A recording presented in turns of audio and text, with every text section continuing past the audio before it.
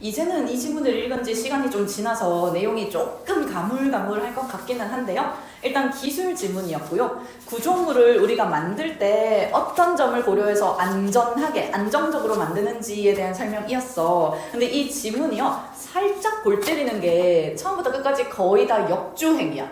최종 목적은 이거예요 하는 거 맨 처음 던져준 다음에 그 목적을 수행하기 위해서는 그 전에 이거를 해야 돼요. 근데 그거를 하려면 그 전에 저거를 해야 되고요. 그거를 하려면 또 그 전에 이거를 해야 돼요. 이런 식으로 계속 역주행으로 구성이 되어 있거든. 그래서 일단은 글에 적혀있는 순서 그대로 쫓아가면서 역주행 할 거고요. 그러고 나서 맨 마지막에는 시간 순서에 따라서 한번 정리하는 식으로 마무리를 할게.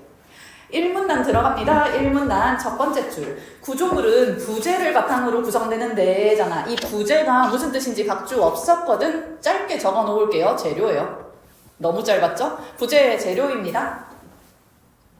구조물의 뼈대를 이루는데 가장 중요한 요소가 되는 그런 재료를 부재라고 부르고요. 여튼 구조물은 재료를 바탕으로 구성되는데 외부에서 작용하는 힘인 하중을 받는다. 하중 동그라미. 외부에서 작용하는 힘이요. 하중에 대한 개념정의네요. 체크해 놓을게. 당연한 얘기로 시작한 거야. 구조물이 있어요.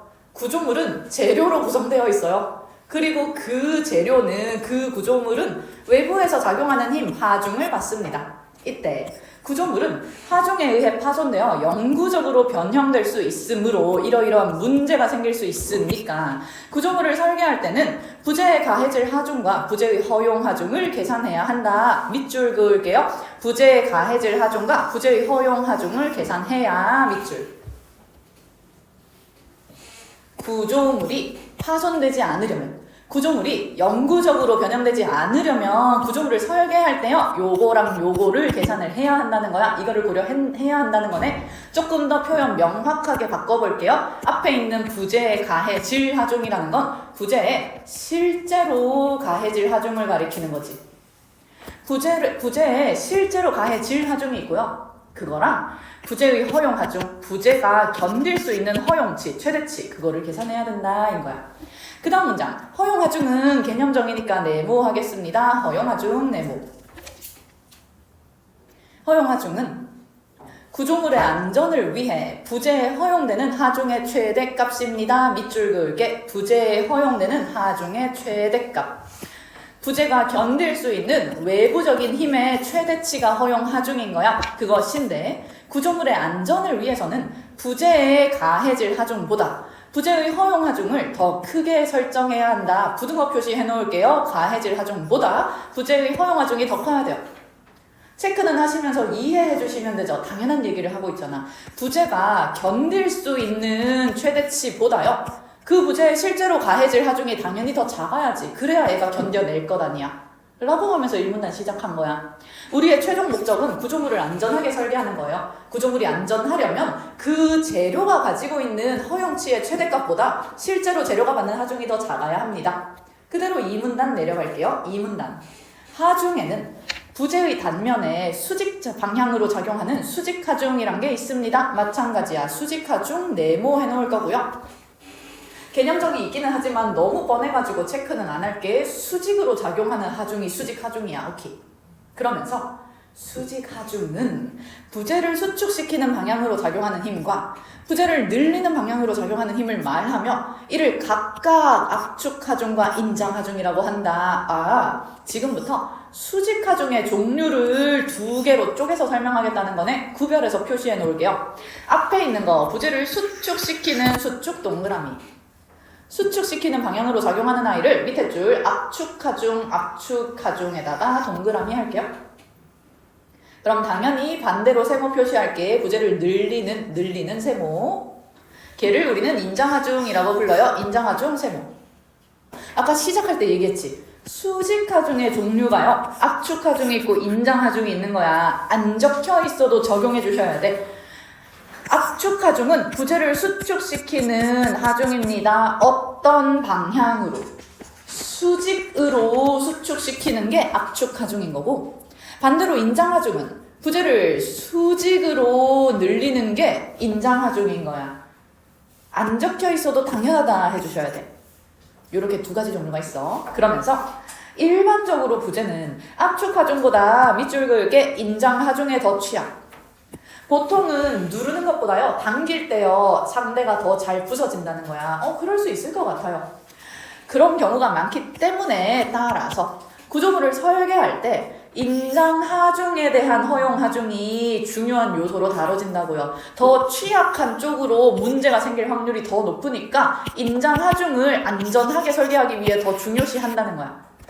인장 하중에 대한 허용 하중을 계산하기 위해서는 하네요. 지금부터 우리의 목표는 인장 하중에 대한 허용 하중을 계산하는 거예요. 네모해 놓으세요. 인장 하중이 더 취약한 하중이니까 그 인장 하중에 대해서요, 어디까지 허용할 수 있는지 최대치 맥스를 계산하겠다는 거지. 그 허용 하중을 계산하기 위해서는 부재의 단면에 작용하는 허용 응력이란 걸 먼저 계산해야 한다. 이때 응력은 응력 밑줄. 개념 정의 체크할게요. 하중에 의해부터 괄호 시작. 하중에 의해 부재의 단면에 나타나는 힘까지 괄호 닫으시면 그게 응력에 대한 개념 정의잖아. 응력이란 게 있습니다. 응력은 하중, 무슨 뜻이었어? 외부에서 작용하는 힘이 가해질 때요. 그 외부에서 작용하는 힘 때문에 재료에 단면에 나타나는 힘이에요. 응력에 적혀있는 개념 정의 중에 색칠할게. 가장 중요한 표현은 단면에 라는 이 부분이야. 하나의 면적을 단위로 했을 때 거기에 적용되는 하중을 우리는 응력이라고 합니다. 그럼 관계 제대로 정립해줘야 돼. 세상에는 하중이 있고요, 응력이 있어요. 하중은 뭐냐 하면 구조물 전체가 받는 외부적인 힘인 거고요. 응력은 그 하중을 하나하나의 단면으로 쪼개서 나눠받을 때를 가리키는 거야. 괜찮? 단면별로 받는 힘은 응력이고요. 걔가 전체적으로는 하중이라는 개념으로 전체 구조물에 작용이 돼요. 그러면서 이때 하중을 단면의 면적으로 나누어서 구합니다. 사칙연산 체크해 놓을게. 하중을 단면의 면적으로 나누면 응력이 된다. 방금 설명했던 거랑 똑같은 거야. 사칙연산으로 바꾼 거야. 계산을 하면 하중을 나눕니다. 단면의 면적으로. 구조물 전체가 받는 건 하중이고요. 단면 하나하나, 면적 하나하나가 받는 건 응력이라고. 까지 문제 없으시죠? 그러면서 허용 응력은 이잖아. 우리 지금 허용 하중을 계산하기 위해서 허용 응력을 먼저 계산해야 되는 거였거든. 허용 응력은 부재의 안전을 위해 부재에 허용되는 응력의 최대값입니다. 마찬가지 개념적인 체크할게요. 허용 응력 네모. 허용 응력은 부재에 허용되는 응력의 최대값이에요. 개념정의 체크해 놓으시면서 인장하중에 대한 허용하중을 계산을 해야 돼. 근데 이 인장하중에 대한 허용 응력을 구할 때는 부재를 구성하는 재료의 다양한 물리적 성질을 파악해야 한다고. 파란펜 바꿀게요. 지금부터 재료의 다양한 물리적 성질을 파악해야 합니다. 이거를 해야 인장하중에 대한 허용 응력을 구할 수 있어요. 근데 이를 위해서 다양한 물리적 성질을 파악하기 위해서는 인장시험을 시행해야 합니다. 계속 역주행하는 구성이라 그랬잖아. 마찬가지 파란펜 뾰족가로 할게요. 인장시험을 시행 뾰족가로. 지금부터 인장시험, 무언가 실험 같은 거를 시행할 거야. 인장시험을 시행하면 화살표 연결할게요. 재료의 다양한 물리적 성질을 파악할 수 있어요. 우리 이미 이 글 다 읽고 지금 다시 분석하는 중이거든. 그래서 미리 적어 놓을게. 이 글에서 얘기하는 다양한 물리적 성질은 둘 중 하나였습니다. 연성재료가 있었고요. 연성재료 괄호하시면 연강. 아니면 vs 취성재료라는 게 있었어. 취성재료 괄호하시면 유리. 요런 애들이 있었단 말이야. 이렇게 두 가지 성질의 재료가 앞으로 나올 거거든. 다시 인장시험을 할 거예요. 인장시험을 하면 재료가요, 연성재료인지 취성재료인지 파악할 수 있어요. 그거를 파악을 해야 허용응력을 계산할 수 있어요. 허용응력을 계산해야 허용하중을 계산할 수 있어요. 지금은 뭔 소리인지 몰라도 괜찮아. 글이 이런 식으로 생겼다 하는 것만 일단 이해해주세요. 역주행인 거야. 까지 괜찮지? 그래서 이어에 이어지는 내용은 인장시험에 대한 설명입니다. 인장시험은 시험 대상이 되는 그 물질에 가하는 인장하중을 일정 크기만큼 점진적으로 늘리는 방식으로 진행하는데 인장 하중의 변화에 따라서 시편에 늘어난 길이를 측정한다. 인장 하중이잖아. 늘리는 힘이라며 재료를요 조금씩 늘려볼 거예요. 점점 더 큰 힘을 가해서 똑같은 재료를 점점점 늘려보는 거야. 그렇게 늘려보면 어떤 성질인지를 파악할 수가 있다 인 거고, 여기 적혀있는 문장에서 가장 중요한 표현 빨간 펜, 일정 크기만큼 밑줄 긋고 별표해 놓으세요. 엄청 중요해. 시험이 진행되는 동안 조금씩 더 강한 힘으로 재료를 늘릴 거예요. 그때 가해지는 힘은 일정한 크기로 점점 세지는 거야. 그대로 3문단 내려갑니다. 3문단. 구조물에 널리 사용되는 금속인 연강을 대상으로 인장시험을 한다고 생각해보자. 뾰족가로 할게요. 연강을 대상으로 인장시험 뾰족가로 답으세요. 지금부터 연강이란 걸 대상으로 인장시험을 할 거야. 그러면 시편에 인장하중이 점진적으로 가해지면 시편의 단면에는 인장하중에 의한 응력이 나타납니다. 단면에는 응력이 나타나는 거라 했잖아. 그리고 시편의 최초 길이에 대해 늘어난 길이의 비율인 변형률을 구할 수 있습니다. 괄호할까요? 시편의 최초 길이에 대해 늘어난 길이의 비율까지 괄호 닫으시면 이게 밑에서 얘기하는 변형률이지. 변형률 네모. 인장시험을 실행하는 과정인 거야. 변형률을 지금부터 계산할 거예요. 근데 이 변형률 계산할 때요, 이런 표현 주의해야 돼 얘들아. A에 대한 B의 비율이잖아. 물론 나보단 여러분들이 더 잘 하기는 해. A에 대한 B의 비율입니다. A가 분 뭐야? 분자야. A 분의 B다 라고 적혀있는 거지. 주의하셔야 돼요. 위에 빨간 펜으로 적을게요. A에 대한 B의 비율은 A분의 B라는 얘기인 거야.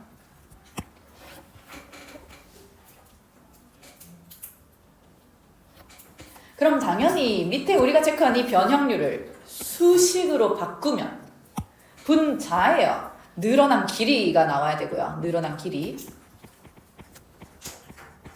나누기 시편의 최초 길이.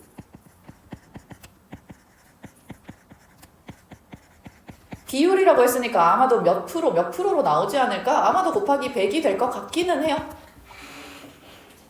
일단 중요한 건 분모의 최초 길이가 들어간다는 거고, 그러고 나면 개념적으로 이해하는 데 문제가 없지. 처음에는 이 정도였는데요. 힘을 가했더니 이만큼 늘어나더라고요. 힘을 가했더니 이만큼 변형되더라고요. 그게 변형률인 거야. 지금부터 재료를 조금씩 더 강한 힘으로 당겨서 늘릴 거예요. 그때 늘리는 만큼 얼마나 실제로 늘어나는지 그 변형되는 비율을 계산을 해볼 거예요. 그랬을 때 연강에다가 동그라미 해놓을게요. 연강의 응력과 변형률의 관계에서는 크게 탄성 구간, 소성 변형 구간, 변형 변화 구간, 네킹 구간 이렇게 4가지 구간이 나타나는 게 일반적이다. 먼저 탄성 구간에서는 이라고 해서 지금부터 4개의 구간 순차적으로 설명해 주겠다는 거지.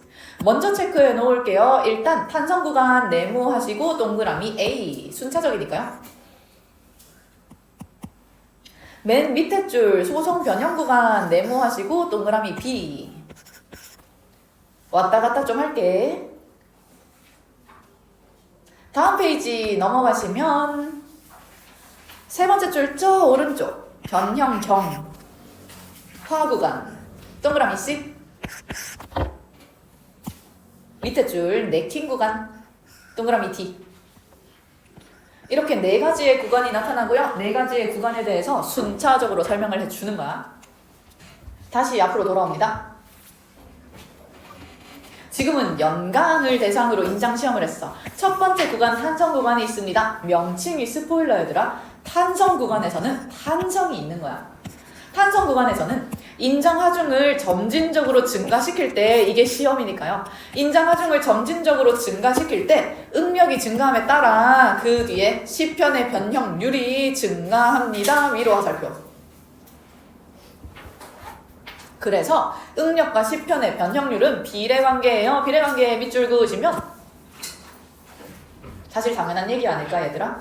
최초의 길이에 비해서 더 강한 힘을 가할수록 늘어나는 길이가 더 길어집니다. 변형률이 증가합니다 하잖아. 뻔한 얘기였던 거야. 그거를 응력과 변형률이 비례관계다라고 얘기를 하는 거야. 그러면서 이 구간은 재료의 탄성이 작용하는 구간이므로 만약 이 구간에서 10편에 가해진 인장하중을 제거한다고 가정하면 10편은 탄성에 의해 원래의 길이로 되돌아가게 됩니다. 그게 탄성 구간이라고. 다시 탄성 구간이네요. 탄성 구간에서는 재료의 탄성이 여전히 작용합니다. 파란펜 밑줄 그어놔. 재료의 탄성이 작용. 여전히 얘가 탄력적인 거야. 그러니까 힘을 줘서 당기고 있는 동안에는 늘어나 있겠지만 인장하중을 제거해서 더 이상 당기지 않으면 괄호할게요. 인장하중을 제거를 하면 10편은 원래의 길이로 되돌아가게에다가 괄호에서 화살표 연결해 놓으세요. 힘을 주면 늘어나지만 힘을 안 주면 되돌아간다. 탄성이 남아있는 구간이다. 탄성 구간 되겠습니다. 고무줄로 생각해주면 되게 쉬워. 머리 고무줄이 있습니다. 살살 당길 때는요, 당기는 동안에는 늘어나겠지만 안 당기면 다시 원형으로 복구되잖아. 그 상황이 탄성 구간인 거야. 그러던 것이 이때 탄성의 정도는 탄성 계수라는 것으로 나타낼 거예요. 탄성 계수는 재료마다 다른 고유한 값으로 탄성 계수가 작은 재료일수록 탄성이 크다. 정리할게. 빨간 펜. 이런 표현 나오면 주의하시라 했어. 탄성 계수는 재료마다 다른 고유한 값입니다. 말인즉슨 탄성 계수가요. 재료 A가 있고 재료 B가 있잖아. A는 10, B는 20으로 고정되어 있다는 얘기야. 재료마다는 다를 거고요. A는 하나의 숫자, B는 하나의 숫자로 고정되어 있습니다. 재료마다 다릅니다. 고유한 값으로 고정되어 있어요. 그런 것으로 탄성 계수가 작을수록 비례 반비례 관계잖아. 탄성 계수 밑으로 화살표. 그럴수록 탄성이 큽니다. 탄성 위로 화살표 하시면 까지가 탄성 구간에 대한 설명이었거든. 그대로 다음 문장 넘어갑니다. 이후에 탄성 구간을 넘어서는 인장하중이 가해지면 이제 두 번째 구간 소성 변형 구간이 시작됩니다. 명칭이 스포일러라니까 얘들아. 탄성 구간에서는 탄성이 작용했어. 그래서 힘이 가해지지 않으면 돌아오잖아. 근데 이제는 소성 변형 구간이에요. 뭔 소린지 몰라도 어떠한 성질이 변형되는 구간일 거 아니야. 그 다음 줄 넘어갑니다. 소성 변형 구간이 시작되는 지점에서 10편은 탄성을 잃습니다. 당연한 얘기지. 10편은 탄성을 잃려나? 밑줄. 어디에서? 이 소성 변형 구간이 시작되는 지점에서요.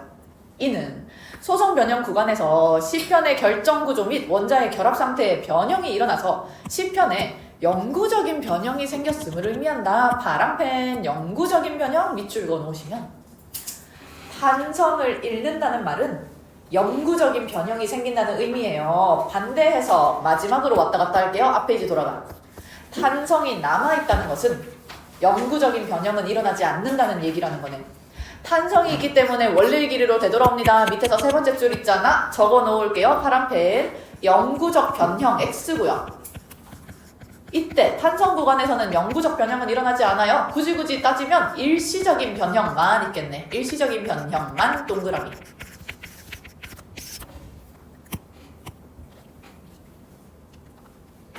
자, 다시 돌아갑니다.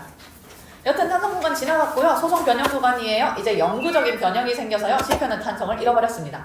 소성 변형 구간이 시작되는 지점의 응력. 다른 말로 바꾸면 탄성 구간이 끝나는 지점의 응력이지. 그 응력을 우리는 항복 응력이라고 불러요. 항복 응력 동그라미 해놓으시면서 적을게. 항복 응력보다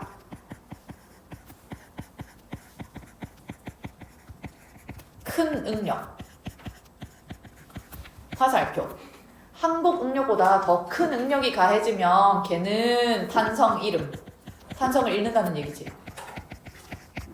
쉼표 영구적 변형. 아예 영영 맛이 가버린다는 얘기잖아. 영구적 변형. 인 거야. 그래서 지금 듣고 바로 외워버리세요. 여러분들 항복 응력이란 게 있어요. 말 그대로 항복하는 응력인 거야. 원래대로 복귀를 하기를 포기하는 거야. 원래 복귀할 수 있었는데요. 이제 항복, 더 이상 복구하지 않을래. 그걸 우리는 항복 응력이라고 불러. 라고 하면서 소성 변형 구간에서는 10편의 변형률이 급격하게 증가합니다. 아까랑 다르게 급격하게가 추가되었네? 체크해 놓으시면 되지 않을까? 10편의 변형률이 급격하게 증가.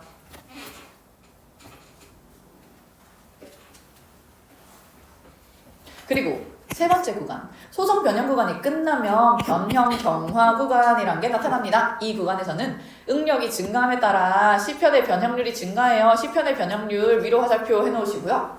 근데 앞에서도 있었던 내용이거든. 그래서 B 구간이랑 C 구간은 사실상 큰 차이는 없어요. 시편의 변형률이 급격하게 증가한대잖아. 뒤에 화살표 두 개 해놓으시고, 급격하게 증가하다가 그냥 저냥 증가하는 구간이 생기는 거야. 그런 식으로 구별이 되는 거야. 이렇게 증가하고 응력이 계속 증가하여 극한 응력을 넘으면 네킹 구간에 진입합니다. 빨간 펜. 극한 응력 세모해 놓을게요. 되게 스무스하게 심어 놓은 거거든. 극한 응력을 넘으면 네킹 구간에 진입한다. 체크하잖아. 그럼 당연히 이때의 극한 응력은 여기에 한 줄 적을게. 길게 적을게. 변형 경화 구간이 끝나는 지점이고요. 변형 경화 구간 끝나는 지점. 다른 말로 바꾸면 네킹 구간이 시작되는 지점.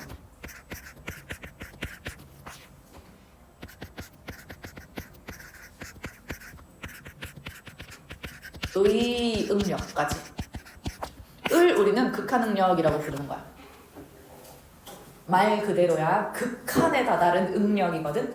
이때의 응력이 그야말로 극한이야. 이 극한 응력을 넘어서면 네킹 구간이라는 거에 진입하게 돼요. 근데 이 네킹 구간에서는 시편의 변형률이 계속 증가하다가 이 뒤에 있는 거 밑줄 그을게 시편이 완전히 끊어지는 파단현상이란 게 발생합니다. 파단현상 동그라미 해가지고 네킹 구간으로 연결해 놓을게.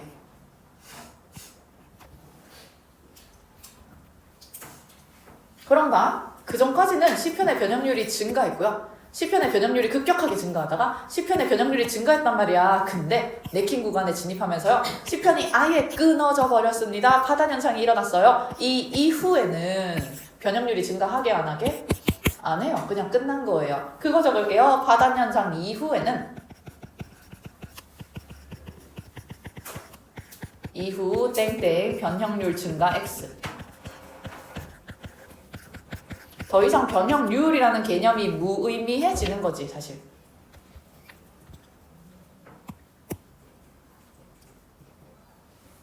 그래서 얘기했어. 우리 머리 고무줄 같은 걸로 생각하면 편하다 했어요. 처음에 머리 고무줄을 약한 힘으로 늘릴 때는 애가 늘어나도요. 그 힘을 풀면 다시 돌아오잖아. 탄성이 있단 말이야. 근데 그 고무줄을요. 조금 더 센 힘으로 당기면 어느 순간 애가 이렇게 늘어나잖아. 그게 이제 소성 변형 구간이랑 아까 그 변형 경화 구간인 거야. 그러다가 얘를 더 센 힘으로 당겼네? 그럼 어느 순간 끊어지죠? 이 끊어지는 구간이 네킹 구간인 거예요. 이렇게 정리해 주시면 돼. 까지 괜찮지? 이렇게 네 가지 구간이 있는 게 연강에 대한 설명이었어. 4문단 내려옵니다. 이처럼 연강의 인장 시험에서는 4개의 구간과 항복 응력 및 극한 응력이 뚜렷하게 나타납니다. 당연한 얘기야 얘들아. 항복 응력이 뚜렷하다는 말은 여기서까지 항복 응력, 여기까지가 탄성 구간이고 여기부터 소성 변형 구간이다 하는 게 뚜렷이 보인다는 얘기고요. 극한 응력이 뚜렷하다 하는 건 이 전까지가 경화 구간이고 여기서부터 네킹 구간이다 하는 게 뚜렷하게 보인다는 얘기잖아. 4개의 구간이 뚜렷하면 얘네들도 뚜렷해야죠. 이는 인장 하중이 가해졌을 때 연강이란 게 가늘고 길게 늘어나는 성질을 가진 재료인 연성 재료이기 때문입니다. 체크할게요. 가늘고 길게 늘어나는 성질을 가진 재료에다가 괄호하시면 이게 연성 재료의 개념정의잖아. 연성 재료로 화살표 연결해 놓으시고요. 연성 재료 미안 동그라미 해 놓을게요. 2개 구별하려고요.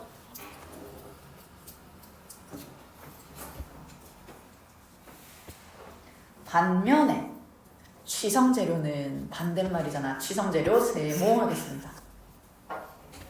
반면에 취성재료는 가늘고 길게 늘어나는 성질이 거의 없어서 체크하셔야 되죠. 가늘고 길게 늘어나는 성질 X 거의 없어요. 그냥 없어. 그러다 보니까 탄성 구간을 넘어서는 인장하중이 가해졌을 때 거의 늘어나지 않고 끊어지는 재료입니다. 얘들아 이 문장 신경 써주셔야 돼요. 탄성 구간을 넘어서는 인장하중이 가해졌을 때 차이점이 생겨요 인 거잖아. 그럼 탄성 구간을 넘어서기 전까지는 똑같은 양상이에요 하는 게 전제되어 있는 거야. 탄성 구간입니다. 우리 앞에서 동그라미 A 했잖아. 동그라미 A 적어 놓으시고 빨간 펜으로 공통점이라고 적어놔. 탄성 구간의 존재는 공통점이에요. 둘 다 탄성 구간 이내에서는 탄성이 남아있을 거고요. 힘을 가하지 않으면 탄력적으로 원상복귀 될 거란 말이야. 근데 탄성 구간을 넘어서는 인장 하중이 가해지면 원래 연성 재료였다면 영구 변형 단계로 넘어갔었어야 했잖아. 소성 변형 단계로 넘어가야 되는데 얘는요 거의 늘어나지 않아요. 체크할까? 파란펜. 거의 늘어나지 않고 밑줄 끊어지는 따로 밑줄 그으시면 앞에 나왔던 표현으로 바꿀게. 거의 늘어나지 않는다는 건 시편의 변형률이 거의 증가 X. 시편의 변형률이 거의 증가하지 않는다는 말이잖아. 차이가 있는 거야. 증가하지 않고요. 끊어져요. 다른 말로 바꾸면 하단 현상이 일어나요. 차이점인 거잖아. 구별해 주셔야 돼. 빨간 펜 차이점.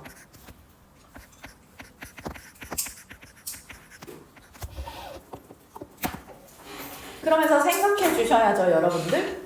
탄성 구간까지는 공통점인데요. 어느 지점을 지나면 애가 끊어지는 파단 현상이 생겨요. 아까 방금 했던 거에 의하면 파단 현상이 생기는 구간은 어디였는데? 네킹 구간이었잖아. 탄성 구간을 넘어서면 네킹 구간으로 넘어가요인 거야. 까지 괜찮지? 그 다음 문장에서 계속 설명해 줄 거예요. 취성 재료는 항복 응력과 소성 변형 구간이 뚜렷하지 않습니다. 얘들아 당연한 얘기라니까. 항복 응력이 뭐였어? 탄성 구간에서 소성 변형 구간으로 넘어가는 그 기준점이었잖아. 근데 얘는요. A에서 D로 넘어갑니다. B랑 C 단계가 없어요. 그것 좀 적을까요? 빨간 펜. 위에 있는 친구는 B랑 C가 없단 말이야. 그러니까 언제 B로 넘어가는지 그 개념이 없어요. B로 넘어가는 기준인 항복 응력이란 게 존재할 수가 없어요. 그리고 대체로 극한 응력이 뚜렷합니다. 얘도 마찬가지. 당연한 얘기잖아. 파단 현상이 일어나는 네킹 구간은 뚜렷하게 존재합니다. 인 거야. 극한 응력이 뚜렷하다. 빨간 펜 밑줄 그으시면 적을게요. 네킹 구간이 뚜렷합니다. 네킹 구간은 뚜렷. 별표 별표.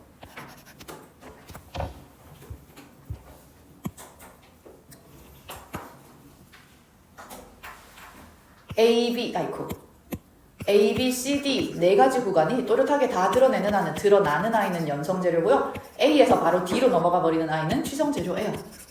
그래서 뒤에 유리는 똑같이 표기 통일, 유리의 세모. 유리는 대표적인 취성 재료로 연성이 거의 없어서 다른 말로 바꾸면 가늘고 길게 늘어나는 성질이 거의 없어서 탄성 구간을 넘어서는 인장 하중이 가해졌을 때 거의 늘어나지 않고 파단되어서 영구적 변형이 일어난다. 앞에서 했던 말 반복이잖아. 괜찮을까요? 이런 식으로 구별할 수 있는 거야. 연성 재료면 A, B, C, D 단계가 전부 뚜렷할 거고요. 취성 재료면 A 단계에서 D 단계로 바로 넘어가 버려요. 그대로 오문단 최종 정리. 부제가 하중에 의해 파손되어 영구적으로 변형되는 것을 예방하기 위해 색칠 좀 할까요? 파손되어 영구적으로 변형되는 것을 예방하기 위해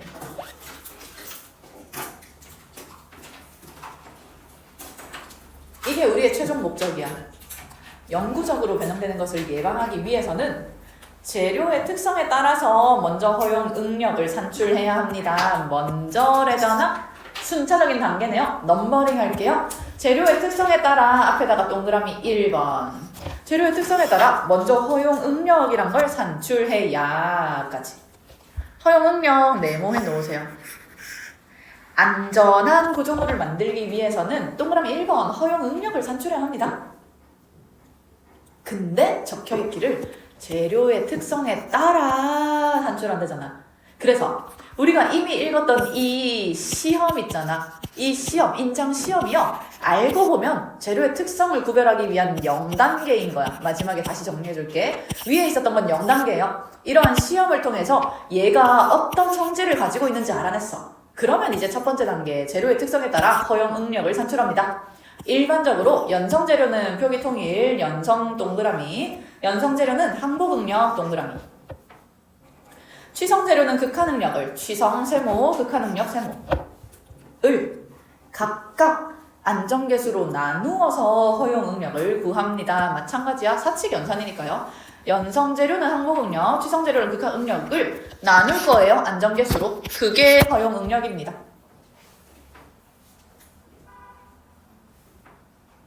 당연한 얘기 좀 할까 얘들아? 재료의 특성을 왜 알아야 되게? 분자에 들어가는 숫자가 달라요.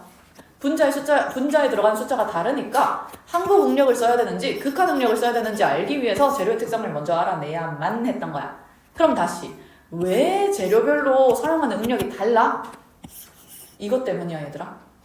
영구적으로 변형되는지 여부가 기준이잖아. 근데 연성재료는 언제 영구적으로 변형됐어? 탄성 구간이 끝나면 영구적인 변형이 생겨요. 어느 구간에서? 소성 변형 구간에서요. 어떤 응력을 지나면, 항복 응력을 지나면 영구적인 변형이 생겨. 그러니까 연성재료는 항복 응력이 기준이 돼. 근데 취성재료는 왜 항복 응력을 기준으로 안 해요? 취성재료는 항복 응력이 뚜렷하지 않아요. 얘를 쓸 수가 없어. 그리고 취성재료에서 영구적인 변형은 언제 일어나? 부서졌을 때 일어나는 게 영구적 변형인 거야. 그래서 취성재료는 극한응력을 지나면 영구적 변형이 일어나요. 기준이 극한응력이 되는 이유가 여기에 있어.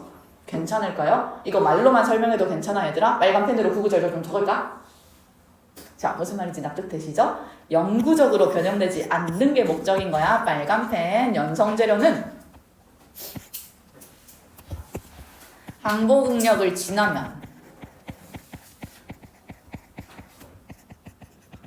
영구 변형.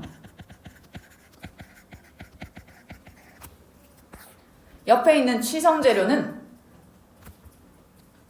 극한응력을 지나면 영구 변형.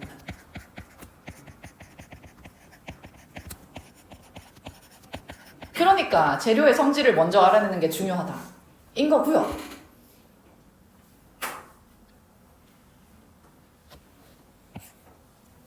자, 다시. 그래서요, 이거를 기준으로요, 각각을 안전계수로 나누어서 허용응력이라는 거를 일단 산출합니다. 이때 안전계수는 처음 나왔잖아. 체크하셔야죠. 안전계수 밑줄. 이때 이 안전계수는 부재가 하중에 의해 파손되어 영구적으로 변형되지 않도록 하는 역할을 해요. 이게 우리 최종 목적이니까요. 안전계수는 허용응력을 항복응력이나 극한응력보다 낮추기 위해서 이를 초과하는 값으로 결정됩니다. 여기 체크하시면 되겠네. 이를 초과하는 값. 이게 안전계수야. 근데 목표는요. 앞에 있는 거 똑같이 색칠 허용응력을 항복응력이나 극한응력보다 낮추기 위해.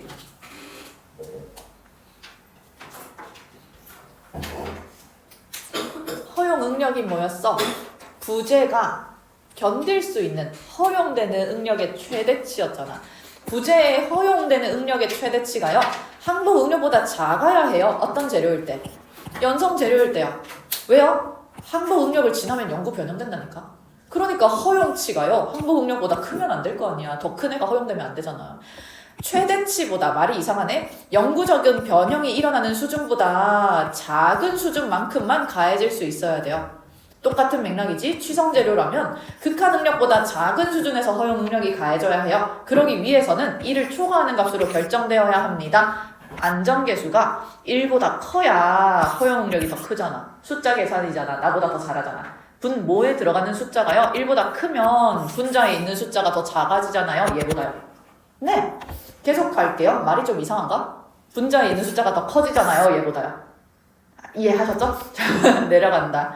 그렇게 결정되며 안전계수가 클수록 허용응력은 낮아집니다. 비례 반비례 관계 체크할게. 안전계수 위로 화살표, 허용응력 밑으로 화살표.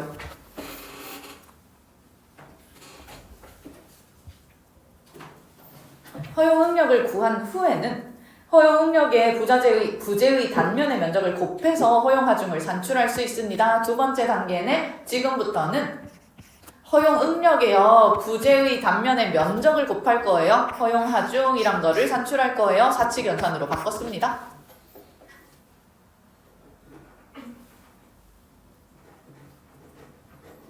허용하중. 허용되는 전체 하중인 거야. 하중의 최대치. 당연한 얘기 좀 할까? 응력이랑 하중의 관계 계속 얘기했잖아. 응력은 단면 면적 하나하나당 가해지는 허용치의 최대고요. 허용 하중은요, 전체 구조물에 가해지는 힘의 허용치 최대치인 거야. 그래서 이는 마지막 부재의 단면의 면적에 따라 허용 하중이 달라질 수 있음을 의미해요. 구체화시킬게요. 단면의 면적이 커질수록 허용 하중이 커진다는 얘기예요. 비례관계로 바꿔줘야 돼. 까지가 지문의 내용이었고요. 아까 얘기했던 거 지금부터 시간 순서에 따라서 재조립 좀 할게요. 여러분들 밑에 공간에 적을게요. 봐봐. 일단은 뭘 해야 했냐 하면 0단계가 있다고 했어. 0단계에서 우리는 뭘 시행하냐 하면 인장 시험을 합니다. 인장 시험. 좀 길게 적을 거예요. 너무 중심에 적으시면 안 돼요. 인장 시험을 해서요. 우리는 뭘 알아낼 거야. 얘가 연성 재료인지 아니면 취성 재료인지를 알아낼 거예요. 재료의 성질을 일단 먼저 알아내야 돼.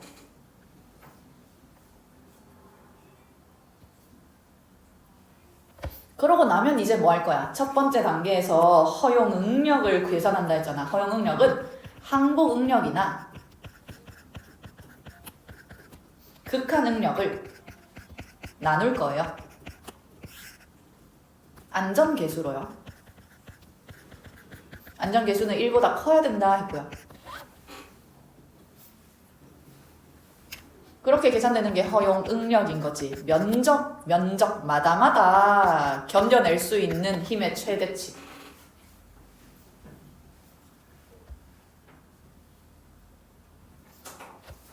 했어. 그 다음에 이제 뭐를 하냐 하면 허용 하중을 계산합니다. 앞에서 계산했던 허용 응력이에요. 곱하기 면적을 하면 전체 허용 하중이 나온다고.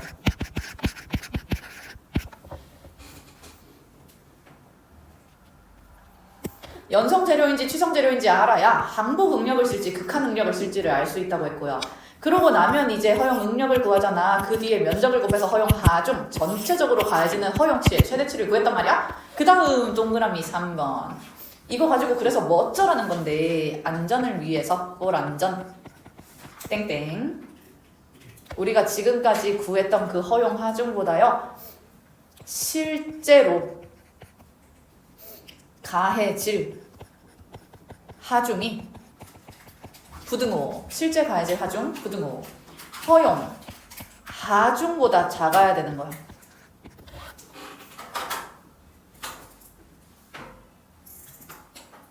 그거를 알아내기 위해서 허용 하중을 산출하는 방법이었던 거야. 주의해야 돼. 응력이 있고 하중이 있다고요. 응력과 하중은 달라요. 단위가 달라요, 여러분들. 그래서 실제 가해질 하중이 허용 하중보다 작아야 돼요 하면 맞는 말이고요. 실제 가해질 하중이 허용 응력보다 작아야 돼요 하면 틀린 말이야. 허용 하중은 허용 응력 곱하기 면적이니까 한 번만 더 적어요. 빨간 펜으로 적으려고요. 곱하기 면적이니까요. 단위 통일시켜야 되잖아. 수학 시간에, 과학 시간에 이런 거 많이 하잖아.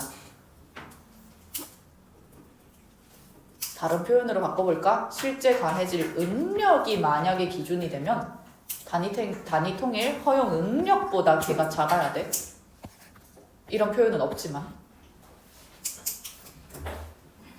까지 하시면 비문학 설명 끝. 27번 문제에 윗글을 이해한 내용으로 적절하지 않은 것은 틀린 것을 골라주셔야 되고 1번 유리는 탄성 구간을 넘어서는 인장 하중이 가해졌을 때 거의 늘어나지 않는다. 유리는 대표적인 취성 재료였고요. 그렇기 때문에 탄성 구간을 넘어서는 순간 파단 현상에 도달하는 네킹 구간으로 바로 진입하는 거였죠. 거의 늘어나지 않는다. 맞는 말. 2번 구조물을 설계할 때는 부재의 가해질 하중과 허용 하중을 계산할 필요가 있다. 맞는 말이었어요. 1문단부터 이런 내용으로 시작을 했었고요. 부재의 실제로 가해질 하중과 부재가 허용할 수 있는 최대치를 모두 다 계산을 할 필요가 있었습니다. 3번 탄성계수는 재료마다 다른 고유한 값이며 탄성계수가 작은 재료일수록 탄성이 크다 하는 이 반비례 관계의 특이한 내용이라서 우리가 읽으면서 비례 반비례 관계 체크했었습니다. 맞는 말. 4번 수직 하중은 부재의 단면에 수직 방향으로 작용하는 힘으로 압축 하중과 인장 하중으로 구분된다. 맞는 말이었죠? 그래서 정답이 5번.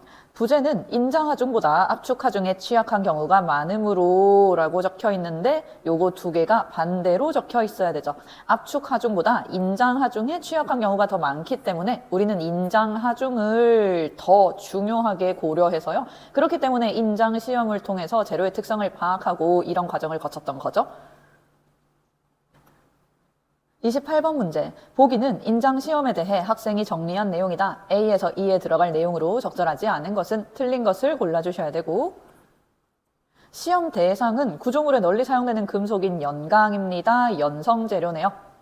그리고 시험의 내용을 정리했더니 인장 하중의 변화에 따라서 바로 밑에 줄 4개의 구간으로 나눌 수 있었습니다. 당연한 말이죠. 연성재료니까요.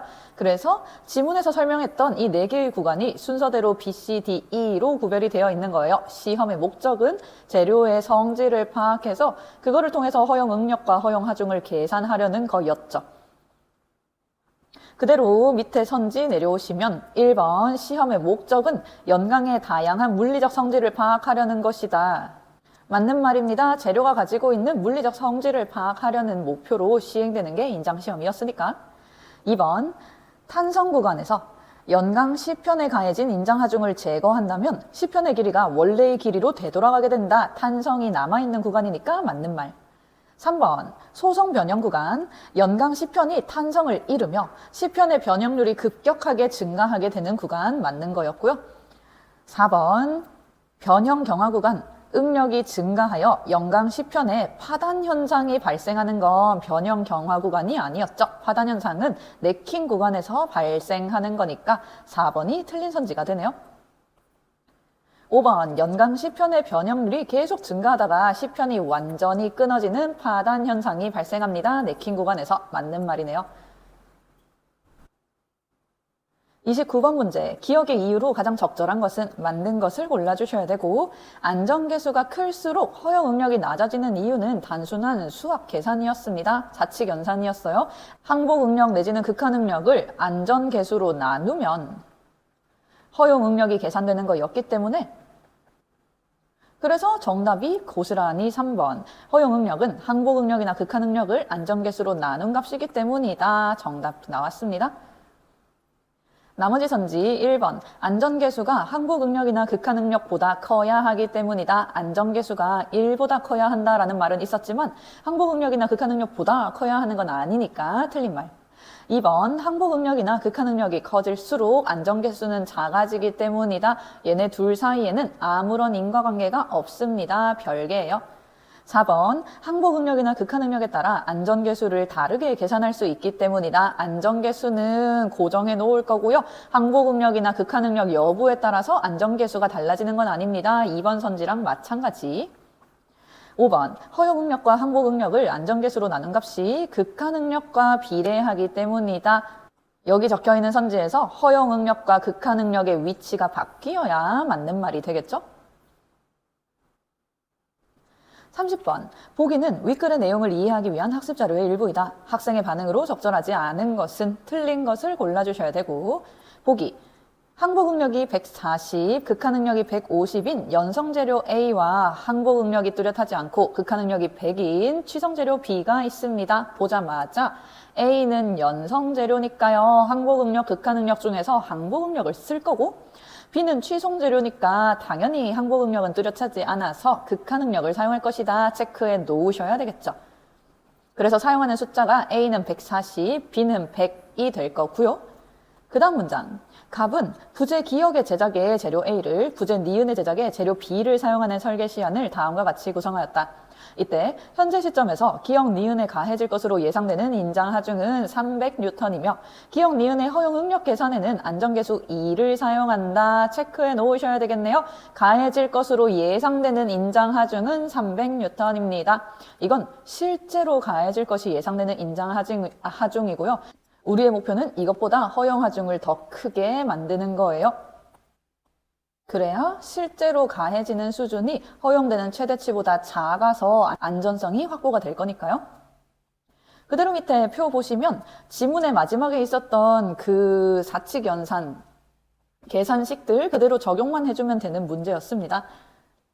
허용 응력이 있고요. 단면에 면적이 있네요. 이 허용 응력은 이미 앞에서 항복 응력을 안전계수로 나눈 값, 극한 응력을 안전계수로 나눈 값이 적혀 있는 거예요. 그래서 기업 같은 경우에 재료 A를 사용한다라고 얘기를 했으니까 항복 응력인 140을 안전계수인 2로 나누어서 허용 응력 70이 계산되어 있는 거고, B 같은 경우에는 극한 응력을 사용해야 하니까 극한 응력 100을 안전계수 2로 나누어서 50이 이미 허용 응력으로 계산이 되어 있는 거죠.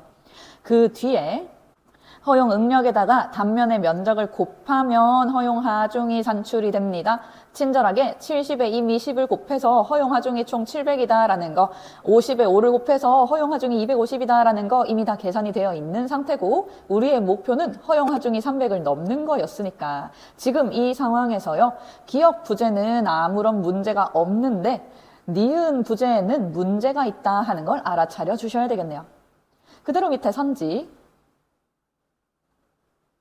1번, 기억은 니은보다 부재에 허용되는 하중의 최대값이 크게 설계되어 있군. 부재에 허용되는 하중의 최대값 네 글자로 바꾸면 허용 하중이니까요. 기억이 니은보다 허용 하중이 크다. 너무 맞는 말이네요. 2번, 기억과 니은의 허용 응력을 구하기 위해 A는 항복 응력을, B는 극한 응력을 안전계수로 나누었습니다. 위에서 이미 확인했고요. 3번, 기억은 예상되는 인장 하중에 의한 응력이 A의 항복 응력보다 작으므로 기억의 결정구조 및 원자의 결합 상태에 변형이 생기지 않겠군. 지문 말미에 이거 주의해달라고 얘기를 했습니다. 하중이라는 개념과 응력이라는 개념은 서로 단위가 다르기 때문에 문제 푸실 때 단위 통일시키는데 신경 써주세요 했던 거 기억나시죠? 예상되는 인장 하중까지만 적혀 있었으면 예상되는 인장 하중이 300이다 여서 300 그대로 적용했을 텐데요. 예상되는 인장 하중에 의한 응력이라고 적혀 있으면 이제 전체 하중이 각각의 면적에 얼마나 적용되는지를 따로 계산을 해 주셔야 되고요. 그러면 여기 적혀 있는 예상되는 인장 하중에 의한 응력은 전체 하중에 면적을 나누어야 하나의 면적당 받게 되는 응력이 계산이 되는 거니까요. 그래서 기억 같은 경우 전체 하중 300을 단면의 면적인 10으로 나누어서 총 32 응력, 예상되는 응력으로 계산이 되는 거고요. 이게 A의 항복 응력보다 작으므로 A의 항복 응력인 140보다 작으니까 기억에서는 결정구조 및 원자의 결합 상태에 변형이 생기지 않는다 하는 거 맞는 말이 되는 거죠. 실제로 가해질 하중이 A가 문제가 생기는 항복 응력 지점보다 현저하게 작으니까요. 4번, 니은은 단면의 면적을 변경하지 않고 재료를 A로 교체하면 허용 하중이 인장 하중보다 작아지므로 안전을 담보할 수 없겠군 이라고 적혀 있는데, 면적은 여전히 5로 내버려 둘 거고요. 재료를 A로 교체할 거예요. 그러면 허용 응력이 이제 A 재료의 허용 응력 70이 되는 거니까 새롭게 바뀐 총 허용 하중은 70에 5를 곱한 350이 되겠죠. 그러고 나면 이때 350이 인장하중, 이때 말하는 인장하중은 당연히 가해질 것으로 예상되는 인장하중이어야만 해요. 이것보다 작아지니까 라고 적혀 있는 게 틀리다 하는 걸 알 수 있겠네요. 예상되는 인장하중 300보다 더 커지니까 안전을 담보할 수 있어질 거예요. 4번이 정답. 5번, 기억과 니은에 가해질 인장하중이 예상보다 2배로 커질 경우 총 600이 된다는 얘기죠. 600이 되는 경우 기억은 니은과 달리 단면의 면적을 늘리지 않더라도 영구적 변형이 일어나지 않겠군. 가해질 인장 하중이 600으로 늘어도 기억은 여전히 허용 하중이 그 예상되는 인장 하중보다 크니까요. 문제가 생기지 않는 거고요. 니은은 그 전에도 문제였으니까 여전히 문제가 생기는 거죠. 5번도 맞는 말. 여기까지 이 지문 설명 마무리하도록 할게요. 고생했어요.